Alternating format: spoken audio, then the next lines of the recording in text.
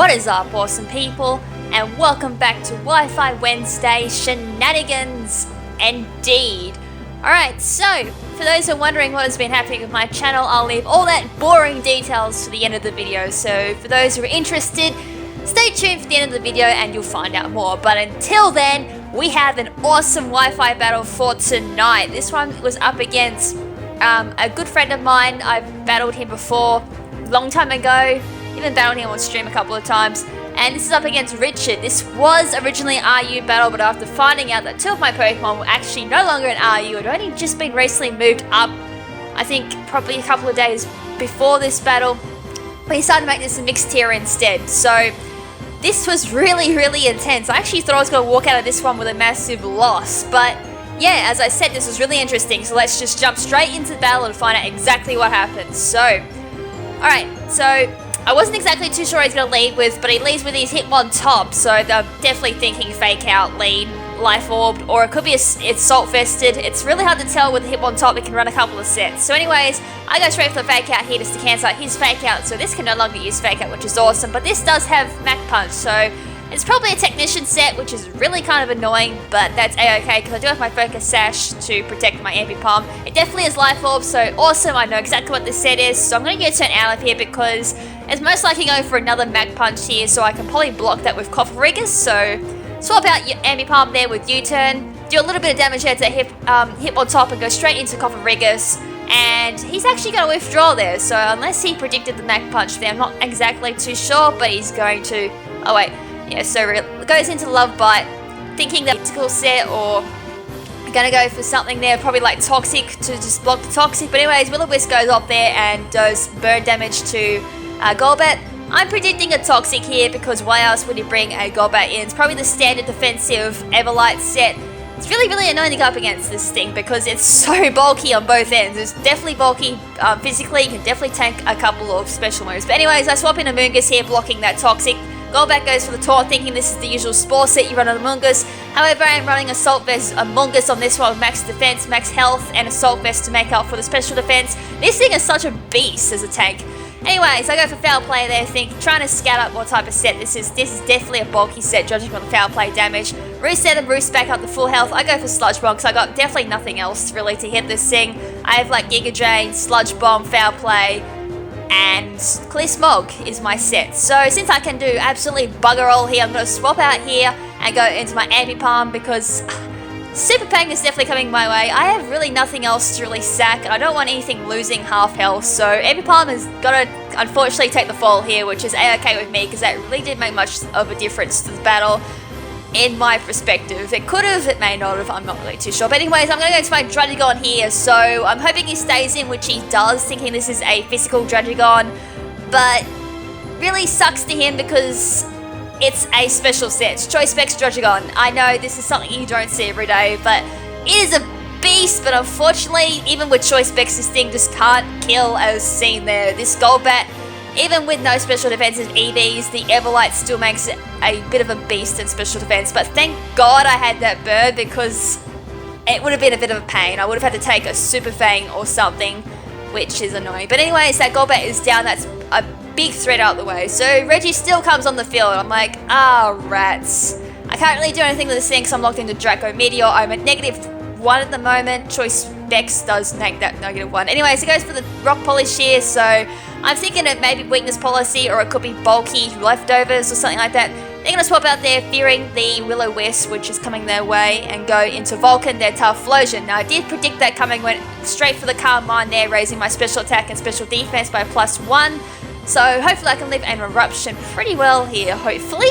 Eruption from this thing is pretty nasty, but as I kind of figured, it's quite hard to check this thing because I'm not too sure if it's Choice Scarf or Choice Specs, but judging from that damage, I'm assuming it's Choice Specs, but it's too late to kind of make an assumption like that. So straight for the Shadow Ball there to deal some damage and weaken the Eruption regardless.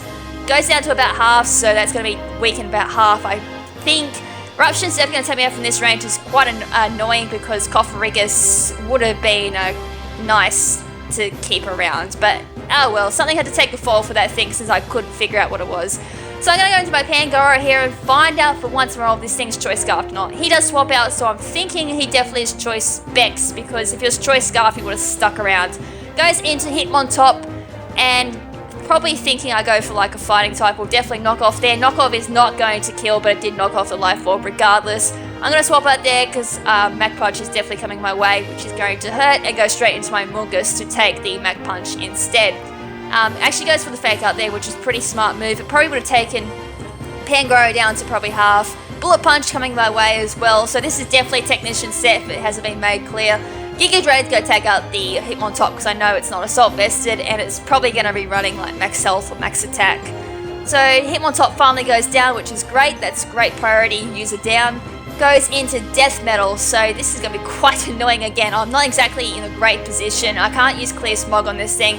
Foul Play may do something to it, I'm not too sure, but I'm going to swap out and go into Drudgegon again because it's my best way of taking this thing down. Even if I get a little bit of damage off it, it would be great. But this thing has Ice Punch, so god damn it, I'm going from like one great weakness to another. So Ice Punch has about half there to Drudgegon plus poison damage. Goes for the Rock Polish here, so I'm not too sure what he's thinking if he knew I had like a super effective move like Fire Blast, Flamethrower, Focus Blast, but thankfully the Focus Blast connects, and that's going to do a hell of a lot of damage. Even at max damage, that still isn't going to kill a Registeel. I found it afterwards, so great. Weakness Policy kicks in, so it's a Weakness Polish Registeel, so oh goodness gracious me, this is going to be hurting.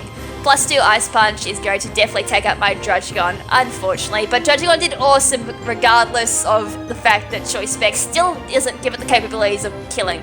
Alright, so out comes Pangoro again because I want to get a kill. So this thing's definitely going to outspeed even with the Choice Scarf on my Pangoro. That does a hell of a lot of damage, but it still doesn't kill my Pangoro. Knockoff is going to take out that Registeel, which is awesome and definitely would have saved me the battle there. Alright, next thing out is this Electros. So I'm going to knock this thing off because it's probably Assault Vested, which indeed, no, it's Leftovers, sorry. Damn it, it's still a bulky set with Coil. So yeah, typical Coil set, Leftovers, bulky, most likely max health, max special defense. Coil to make up for the defense and raising its attack. It's probably got Sucker Punch on it as well, I'm not too sure, but regardless, Knockoff did knock it off. Even if it didn't get the crit there, I would have lived, would have taken me out most likely. But I did have a Mungus there to back up to take that out. And Eruption would have killed a Mungus regardless as well. Knockoff takes out the Typhlosion. That was Choice Specs as predicted since he did swap out on my Pangoro.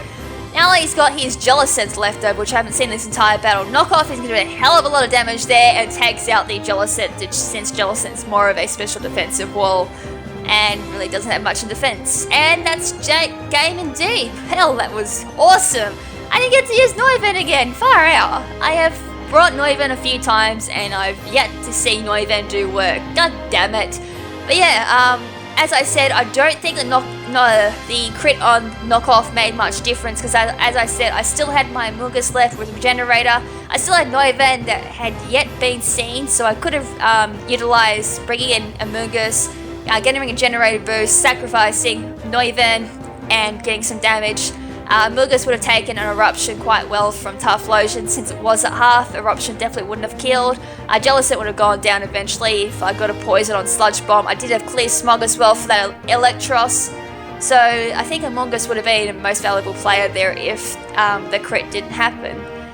So that was the battle. Hope you guys enjoyed it. So yeah, as I was saying at the beginning of the battle, what the hell is happening with me?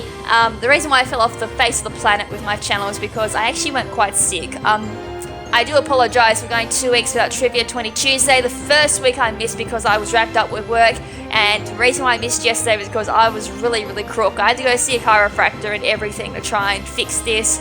I saw a chiropractor yesterday, Tuesday, and got some stuff done with my neck and my back, and I had to take the rest of the day off, which is why Trivia 20 Tuesday didn't go up. So hopefully next week I'll be A-okay and back on schedule with everything. Hopefully on Sunday a top 10 will come out. If not, it'll be Monday, and then Tuesday will be usual Trivia 20.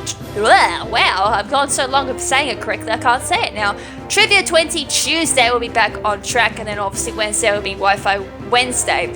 Another thing I want to mention as well, just quickly, probably this weekend will be a 24-hour live stream over on Pimp Knight's channel as a commemoration for 250,000 subscribers, so definitely an early congratulations there. I'll definitely be there for the 24-hour live stream. I'll post a little bit of extra details on my channel as well, probably giving it when we're going to start and all that. I'm going to try and stick around for as long as I can. I'm definitely not going to be there for the whole 24 hours. I could barely do a recording for 24 hours straight, let alone Wi-Fi battling for 24 hours straight. Yeah, it'll be just us Wi-Fi battling for 24 hours, so for those who want to battle me, it'll be a great time to do it. Both Pip Knight and myself will be battling. We'll be probably dual screens, 2 battles going at once, yada yada yada. All that awesome stuff. As I said, I'll give more details on that when we have more details on that and we've figured out more stuff. So anyways, I've rambled on enough. As I said, good game, Richard. That was freaking awesome. And probably for next Wi-Fi Wednesday, I've actually got a little cup coming, so look forward to that. But until then, this is Lady KrimZen saying ciao for now, but not forever. Ciao!